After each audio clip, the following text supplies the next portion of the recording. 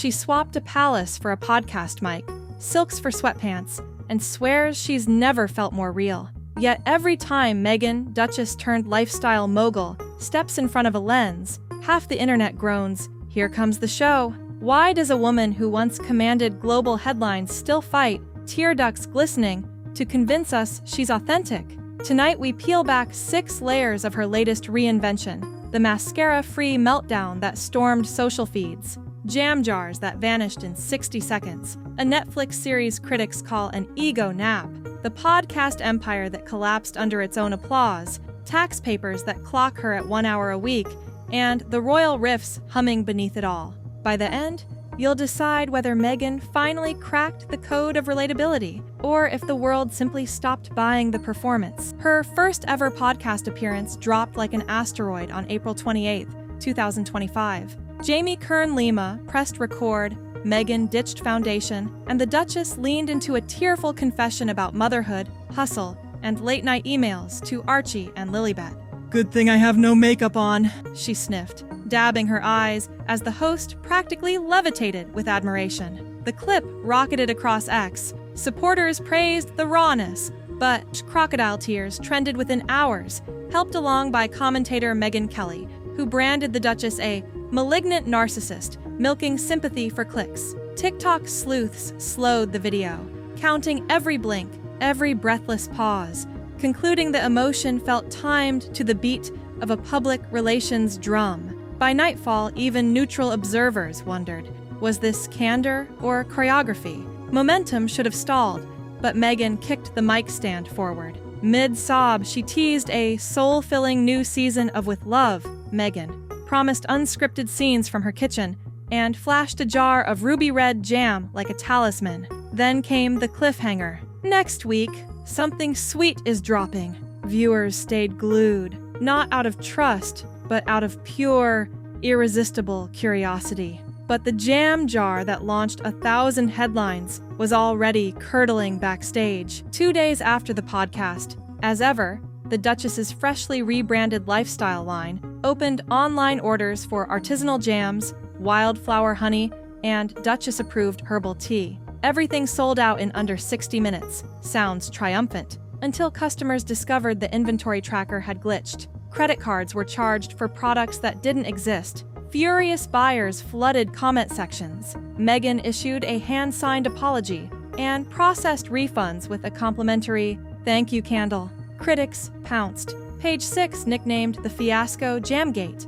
Tabloids resurrected the grifter slur, and TikTokers stitched parodies comparing her rollout to Fyre Festival's cheese sandwich infamy. Yet the debacle only fueled attention. Google searches for "as ever" quadrupled, and the refund email, complete with Meghan's digital signature, went viral as proof she personally cares. Behind the sweetness brewed another storm. Trademark lawyers for Royal Riviera Wine filed an objection, claiming As Ever's former name, American Riviera Orchard, infringed on their decades-old label.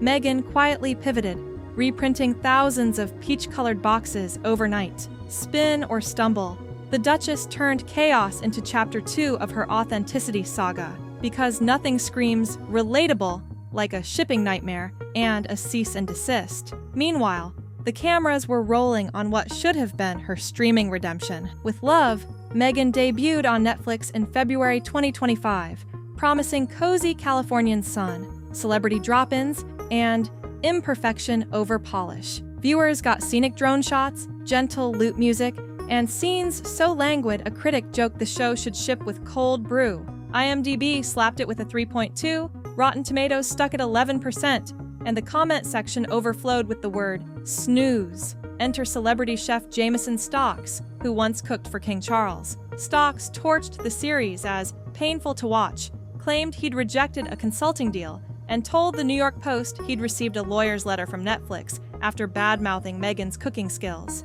Netflix fired back. No letter, no offer, no interest. Stocks doubled down. Netflix denied again. In the crossfire, the show climbed Netflix's top 10 for exactly 48 hours before plummeting.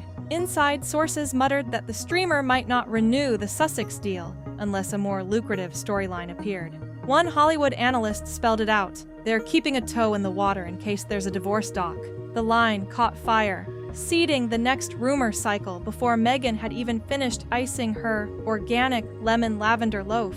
But Netflix wasn't their first multi-million-dollar promise to evaporate. Flashback to June 16, 2023. Spotify and Archewell Audio mutually agreed to part ways, ending a $20 million pact that produced a single 12-episode season of Archetypes. A senior Spotify exec publicly groused they hadn't met productivity benchmarks, while The Guardian amplified an insider's one-word verdict: grifter. Meghan's supporters defended the show's feminist mission, citing its Gracie Award for Entertainment podcast host. Detractors mocked the tightly edited interviews where Meghan's questions appeared spliced in after the fact. Bill Simmons joked that the royal couple should host the FU Grifters. Ouch. When Spotify pulled the plug, Meghan hinted she'd find a more values-aligned distributor. Months later, she resurfaced on Jamie Kern-Lima's podcast, ensuring the end of one deal synced perfectly with the birth of another platform. Coincidence or flawless brand choreography? Listeners, meanwhile, wondered why a duchess with 2 decades of acting experience needed so many takes to sound spontaneous. Which brings us to the paperwork that tries and fails to square the hustle narrative with the math. Meghan often tells us she loves working hard,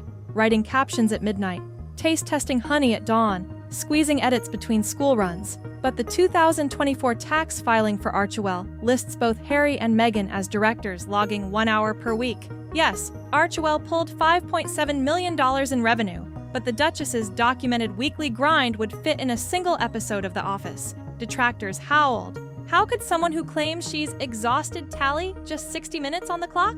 Supporters countered that board hours rarely capture behind-the-scenes calls, Zooms, or brainstorming sessions. Meghan, for her part, doubled down in interviews. People have no idea what goes into the thing. Maybe true, but the gulf between perceived effort and paper effort keeps widening, and every widening gap is an invitation for skeptics to step in. Yet even as memes mocked her royal timesheet, Archewell's coffers kept filling, and nonprofits still lined up for grants. Authenticity, it seems, may be negotiable. Philanthropy is fungible. Still, the numbers handed critics their sharpest arrow. If you're that busy, show us the calendar. And while spreadsheets sparked eye rolls, palace politics threatened to explode into front-page war. Early May 2025. Royal correspondents whisper that Prince William plans to strip Harry and Meghan of their HRH styling the second he ascends, citing urgency after Harry's BBC interview about King Charles's health. Simultaneously, Meghan's recent gift basket to Jamie Kern-Lima reportedly included a card embossed from the office of HRH, the Duchess of Sussex, reigniting debate over whether she's monetizing a title the Queen explicitly walled off from commercial use. Across the Atlantic, another courtroom scuffle simmers. Harry's U.S. visa. Conservative think tank, the Heritage Foundation sued for disclosure, arguing that Harry's memoir admissions of drug use should have triggered denial. A federal judge ordered partial release of the records. Pundits wonder if unfavorable lines could force the Sussexes to leave California. And hanging over every headline is the D word. Industry insiders claim streamers keep a vague hand in because a Sussex split would print binge-watching gold. One British tabloid ran simulations of how assets and brand equity would divide in a hypothetical 2027 divorce. Meghan ignores the chatter, posting sun-kissed vines of Montecito lemons, which commenters screenshot as proof she's soft-launching single life. Conflicting narratives swirl. Devoted couple versus separate trajectories. Royal rebels versus calculated capitalists. The only constant is the camera. Always ready, always rolling. Jam jars, legal letters, mascara tears, million-dollar deals. Every Meghan reinvention starts with a promise of stripped-down honesty, then mushrooms into a debate about how constructed that honesty actually is. Maybe she's an earnest storyteller cursed with impossible optics. Maybe she's a brilliant marketer who knows controversy is currency. Either way, the Duchess has mastered one undeniable skill: keeping us watching. So, did she finally crack real? Or has the world closed its tab on the Markle show? Drop your verdict below. Smash subscribe if you crave the next chapter. And remember, in age of influencer storytelling, the line between confession and commercial always blurs. The question isn't whether Meghan's moment will fade. It's how many acts she has left before the curtain falls, if it ever does.